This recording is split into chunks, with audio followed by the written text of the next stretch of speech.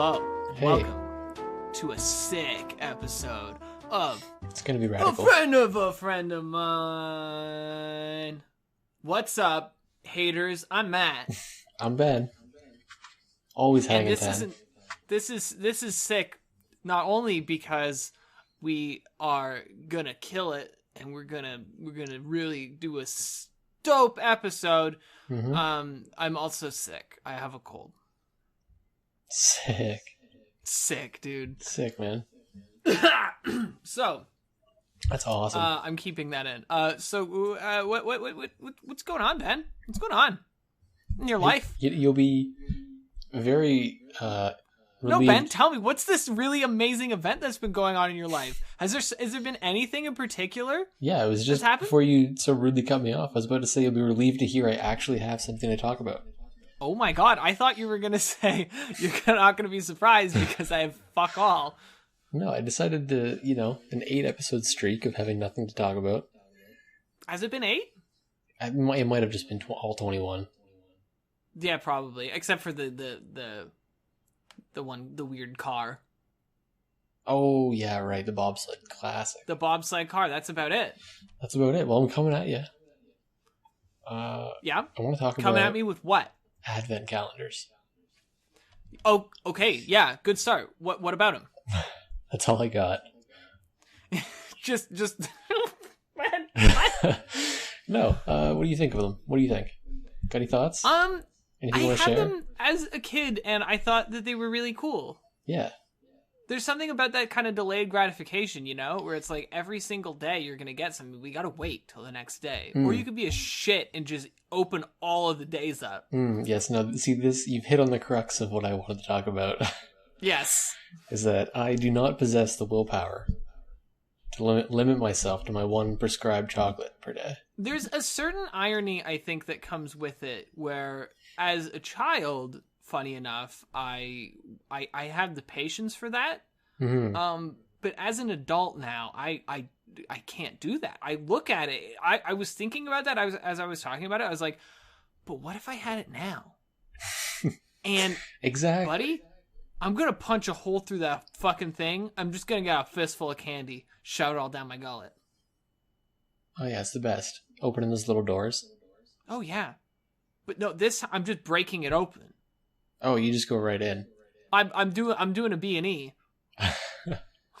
I'm getting in there and I'm getting my shit and I'm getting out. Oh yeah. But I feel like No getting witnesses. an advent calendar as an adult now, it kind of doesn't really make a whole lot of sense when Well, you could just buy yourself candy whenever you want. Well, it's sort of a sad purchase if you buy it for yourself. Well, that's true. But okay, it's kind of a sad purchase if you buy it as like a married couple or something. Like, why Well, are you my gonna- parents always get it for me. My mom specifically. I don't think my dad's too wrapped up in the whole advent calendar tradition. She does, huh? Yeah. Oh. Yeah, and it's always the lint kind. And Yes, of I'm course. always following the rules for the first 3 days. And then I just go on a mad chocolate binge. Yeah, and you're just like, well, I got all this food here. I don't want to go to the store. Oh, yeah, it's so convenient. Yeah, it's crazy. So, is that so? You have an advent calendar that you've been going through this year? Oh, it's empty. You already It's got done. it. It was done like 4 days ago. Oh, Ben, did Yeah. you tell your mom? No, see, that's the other issue is the disposal. That's the other conundrum that I never know. Every year I always finish it by like the 14th. And then I never put it in the recycling or whatever until the 25th. So, I want to masquerade as though I had the willpower to. but you don't even live in Oh. the same city as your mom. Would know just like the neighbors. God, like how embarrassing is it to put it out an empty advent calendar on December 12th? It's not a They'll good look. understand. They've all been there. That's true. That's true. Or they're just a bunch of judgmental pricks, in which case I don't think you even really talk to your neighbors that often anyway, do you? Every now and then. And also, how often are they just rifling through your recycling? Well, an advent calendar is pretty prominent. It sticks out.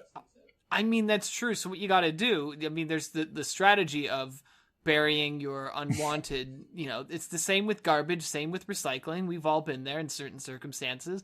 you put other things. You have to make sure that when you put it away, you have other things to put on top of it. Oh, I thought you were gonna say it was like a mob hit. You gotta chop it up into little pieces. Bury it in the backyard. You could do that if you really care that much, but that's gonna take a long time. Yeah, it's commitment. Yeah, so I would say you should, just you throw it in there and then make sure you also have like a pizza box. Right. And then the only person who can judge you then is the garbage man, and he doesn't even know who you are. Yeah, he knows all our dark secrets. Yeah. Yeah, garbage men have a very, they're very powerful people. Oh, yeah. You know? Do you ever think about that? Yeah, they got dirt on me. Yeah. I've been in places where you have to have see-through garbage bags the worst to toss away, and it's awful because I thought about it. I was like, but the garbage man, he's gonna know even more. It's not just the stuff that accidentally falls out onto the ground, where he sees my mountain of Kleenexes from the one time I had an allergic reaction and I just wouldn't stop fucking sneezing. Yeah, and he makes some unwanted assumptions. Yeah, he just thinks that I'm a masturbatory fiend. and so, like, there's that. But then, like, you know, if it's see-through, he just looks through and he's like, oh, yeah, having another bag of Doritos, huh? All right. 6th one this week. All right. Yeah. Yeah, I know. It's brutal. I don't need that kind of judgment. I know. Something I feel like I spend too much brain power on. I've thought about it significantly more than I should have, and I kind of worry about that, but, you know, it's fine. Yeah, he's going to lift up this pizza box and see, 3 empty advent calendars on the 21st. Yeah. Wonder what the fuck is happening in there. Do you buy more? No, I don't buy them. Oh. Yeah.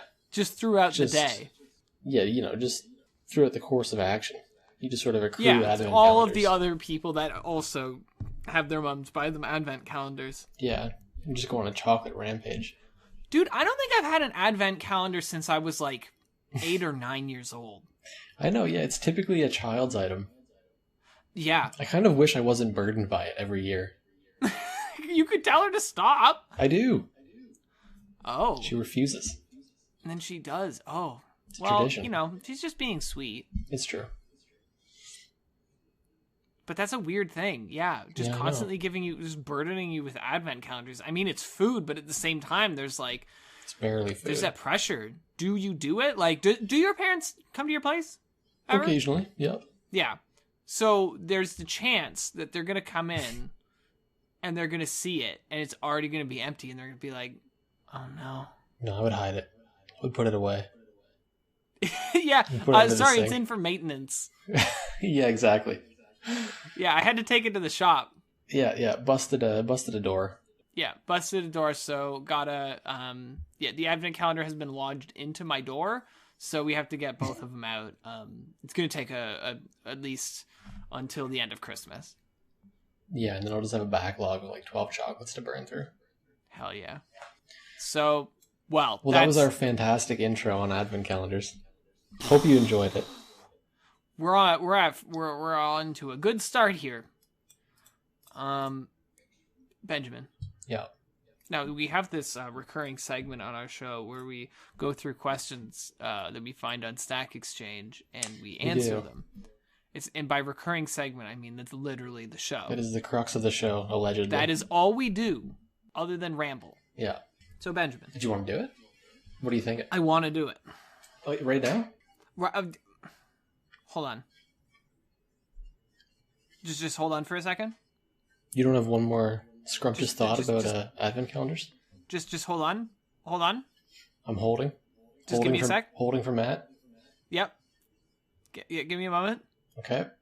Okay. Yep. I'm waiting. Okay, now we can go. All right. So we don't have a theme this week. Well, okay. 2 of the questions are about interpersonal skills. Yeah. Okay. One is something I can't relate to at all. No, we're not very qualified in that area. No. The other one is about astronauts. Okay. And then the 4th one is about farmers in the 18th century. you know, I shit you not. I for one of my courses, I specifically studied people like farmers in rural Ontario. Oh, perfect. In the 18th So century? I in the 19th century, but you know, Oh, shit. it was still farming. I might be able to answer it. Yeah, See, can't that's the change problem. that much. See, that's my problem every time you get a history question is that I might be able to give a legitimate answer to them, and I don't know if that's a good thing to do. It is. You know, we all learn something. It's good to answer things, but at the same time, like, who wants that? Where's the entertainment? I guess that should have been what we called our show anyway, but we gotta join our show where we stumble upon better titles than the one we chose. Ones that are significantly more fitting. All right, give me the first question. Don't do the farmer one yet. Well, you know what? Actually, let's do the farmer one. I'm thinking about farmers now. Let's go. Yeah, let's just jump in. It's the worst question, so it's good to lead with it. Great, yeah. Start with the worst ones so that the audience leaves, and then you don't have to worry about it. Oh, Matt, they're already gone. Yeah, that's true. What would have been the typical drinks for a U.S. farmer? U.S. in the 18th century? Beer. You think so? They would have had like ale. Yeah. That's okay. I'm gonna get into serious history mode for a second. For as much as I know, a lot of the time they didn't drink water because it was so contaminated and disgusting. So what they did was they would drink beer instead. So, and they would drink it was throughout the day. It was just nothing but beer. That's amazing. Yeah.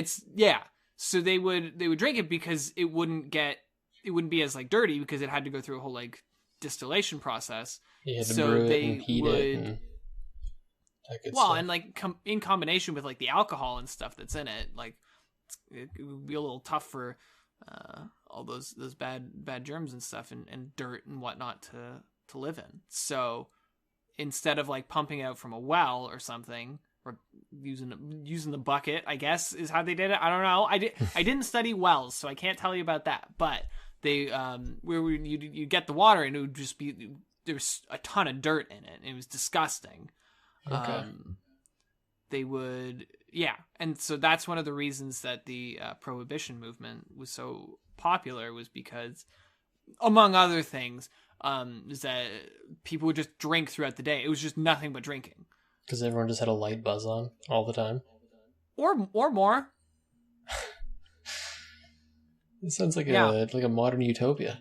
Just living on a farm. I know, it was great. Politicians, that's the thing. They were known for it. They would go and like pass laws and stuff while pissed drunk. They would sit down in Parliament or whatever they're in America, and they would just drink. Wow. And that doesn't dehydrate you? Like that serves the same function as water? See, that's the thing that I was thinking of as I was saying all this. I was like, how did they stay hydrated? I mean, hashtag stay hydrated. Of course. I did the hashtag symbol with my hands. Don't know how I did that. No, it still works. If you do it that way, it tags it then. That's true. Now it's on Twitter. Yeah. So I don't know. I don't know how they would do that, but people would just drink beer a lot. That's fantastic. Yeah, I know. It's very interesting. Just living their best life. That's the extent to which I know this kind of stuff. But and you know what? The accepted answer corroborates what you say.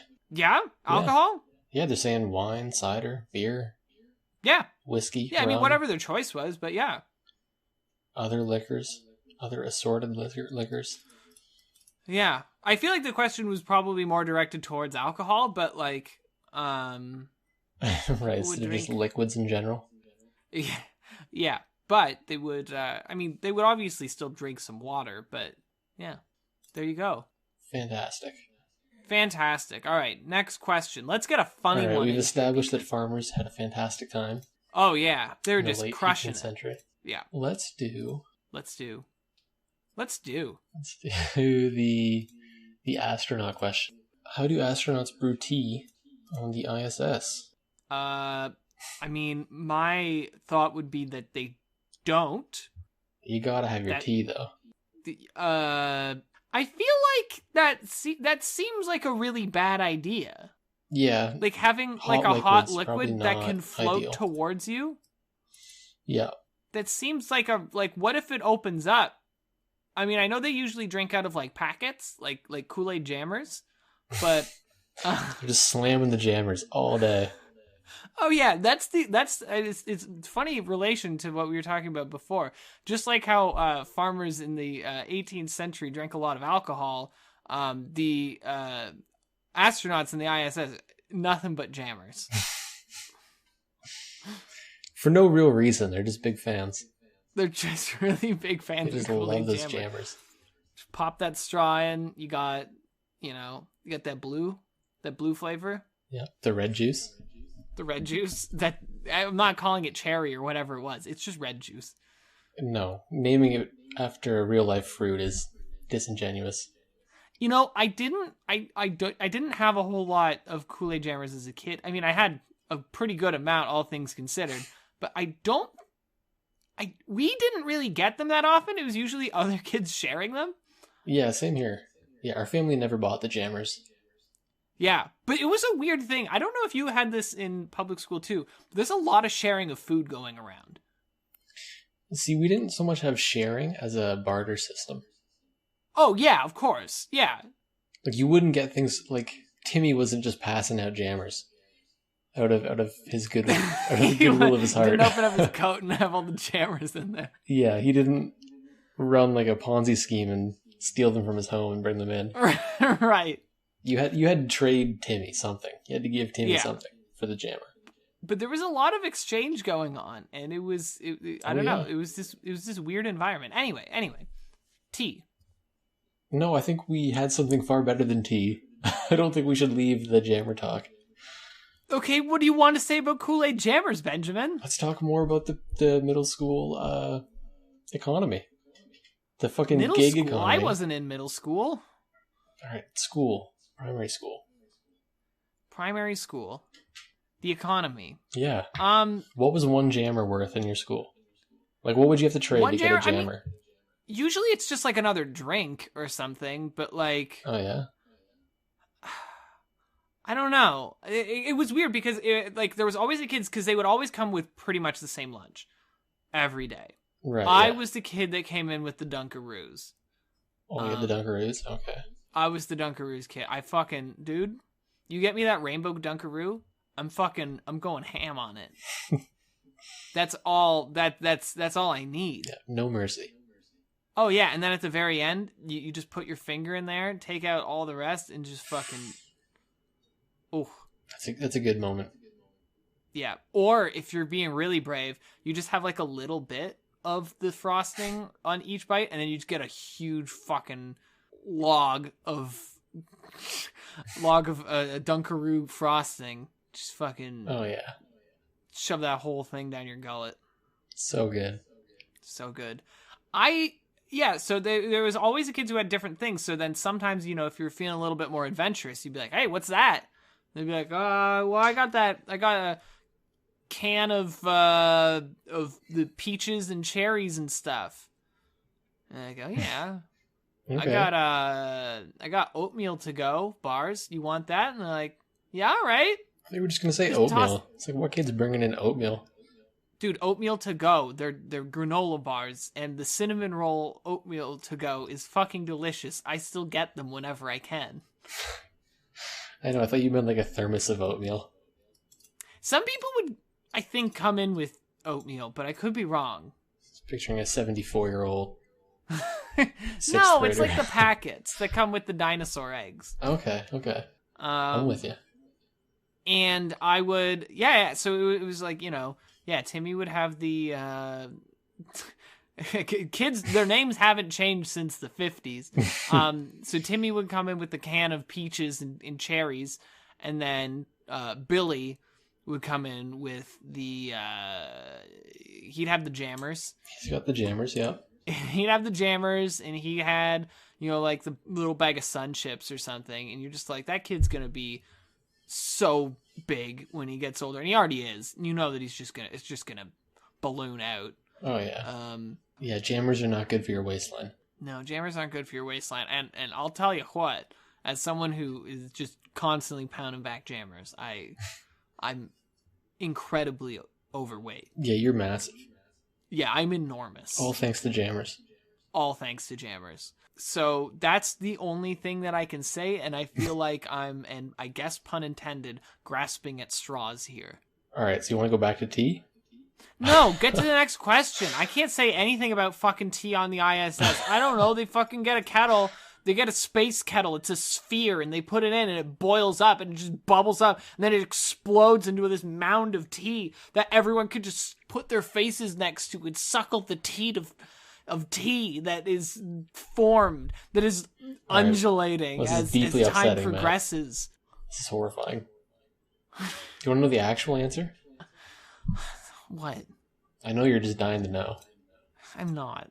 It's actually like a sort of a boot-looking thing, sort of a stocking, and somehow this heats up the tea. I'm not going to watch the entire 4-minute video to find out the exact Yeah, why process. do people watch 4-minute videos to find out how they brew tea on the ISS? Jesus. Because if you're ever up there and you want some Earl Grey, you're going to be glad you saw it. There's interesting things. I was watching a video on how they sleep on the ISS, and that was a few minutes long. That was great.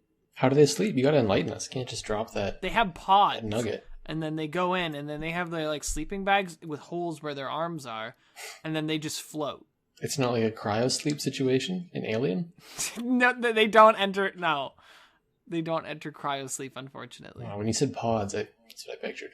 No, it's just like a cylindrical room with a door. And you just float around in there. Yeah, you just float. I mean, what else are you gonna do? You're in space. What, do you think you're just not gonna float, Ben? I thought that's all they do. That's what space is like known for when people are up there, is that you float, Ben. Doesn't gravity turn off when you fall asleep? You mean turn back on? Let's move on. That was the dumbest thing I've ever said. Yes, I did. Wow. I did mean turn back on. Next, yeah, sure you did. Can you Next just edit question. That? You just throw that in there? No, I'm not editing it. No, everyone's gonna hear that. You're just gonna send this one out raw? Oh, fuck yeah. All right. Lately, I've been sending them a lot more raw than usual. I tend to edit out certain parts, but it's probably a lot of work. It's not necessarily a lot of work. It's just a pain in the ass because you have to like cut out a part because it's like Ben said something awful or I said something awful, and then you got to cut it. Or it's just something that's really boring. I had to cut out a good portion of our microplay talk from the one episode.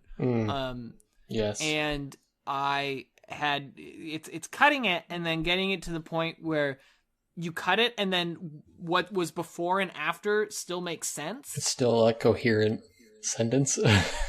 Yeah. Coherent conversation. Yeah. Yeah. That would be challenging. Yeah. I feel like there might be some lost advent calendar talk from this one that might not see the light of day. Well, we'll see. We'll see how far I get into this. All right. Anyway, we got 2 left. Yeah. In 5 minutes. 5 minutes. Perfect. So they're both interpersonal. Yeah. Okay, this one, I like it. Gentle way of asking for feedback after the first date. Is it a survey that you hand them? Ben, I've been starting these answers for a while, and I want you to lead this one. Okay. Well, I just did. I said, is it a survey? Yeah, okay, and then you continue. Is it a Likert scale? Yeah. Do I still continue? I need your guiding hand. Or maybe it's just a thumbs up. You just give a wordless thumbs up symbol or thumbs down. Okay, so the date is over, right? You're parting ways. So what? So is this immediately after the date while they're still there, or maybe after you're at home? Maybe you walk them to their door. They close the door, and then you knock on it and collect your feedback. It's a quick follow-up. Like, hey, don't mean to bother you or anything, but I have this form that you could fill out for me. Could you fax it to me by tomorrow at 10? Yeah, it's for some research I'm doing. Yeah, it's for some research. I'm just trying to see how I performed in this. You know, I know that I might have not done the best. You know, if you could just forget about the time that I talked about when I ran over a squirrel. I just How much I loved it? don't think about that part. Just disregarding that. How did I do? Yeah, because we're trying to get a percentile rank Right. of my performance. From all the dates that I do. And that's definitely something that they want to hear, is that you're on a lot of dates with other people. Yes, that this is the 9th date in 9 days.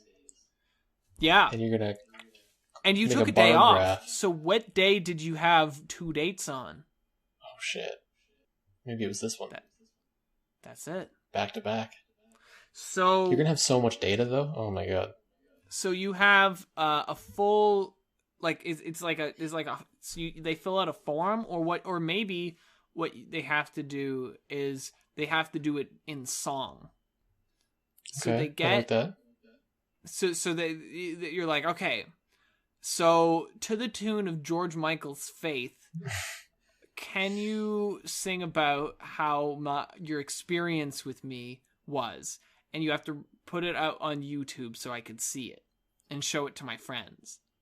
Yeah, don't make it private. Don't make it private. I want everyone to see it. That would work. You'd really know then if they liked you. You're gonna know. That would tell you. And even if it bombs horribly, at least, you know what? Probably wasn't meant to be. And if you get a really stellar cover of George Michael's Faith, yeah, with all the instruments re-recorded, then you win anyway. That's, yeah. Bonus points if Home they run. recreate the video too. Oh, I was picturing that as a given. You got to dress up as George. You gotta dress up as George, get the beard on, get the glasses, get the leather jacket. Yeah, you got to go all the way. You can't half-ass. You're halfway there. We need the lyrics now. I think that's your best bet. I think the George Michael Faith route is your best option here. And that's going to get you the most consistent results every time. Oh, wait, is it the song that goes, "You Gotta Have Faith"? Yeah, Ben. I actually didn't know what song you were referencing. Yeah, dude. Great song. Hell yeah. Really good song. Love George. Love George. All right, last one. Yeah. This is my favorite. Wow, great. I'm so glad you saved it for when we have 12 seconds left in the fucking podcast. Oh, shit. All right, let's do it real quick. Is it appropriate to ask for the text of a eulogy? No. Hey, sorry for your loss. Yeah, you sorry can just for your email loss. me that real quick. Just shoot me an email. Oh, God. With your eulogy That's a real can of worms. At what point, what was in the eulogy that really stood out to the point where you need to have that in words? What do you have it like? You want to have it tattooed on your chest or something? Yeah, right? You gonna read that again? Who reads that? Who kind of a sick person? Yeah, why do you want to read eulogies? Just keep rereading it, yeah. The point is that they're depressing. Exactly. Jesus. Well, this has been episode 22. We'll probably leave on that. George Michael, Space Station T. I learned a lot. It was a journey. It was a journey for all of us. I just want to say, an uphill journey at times, maybe. It was a journey, but wait, hold on.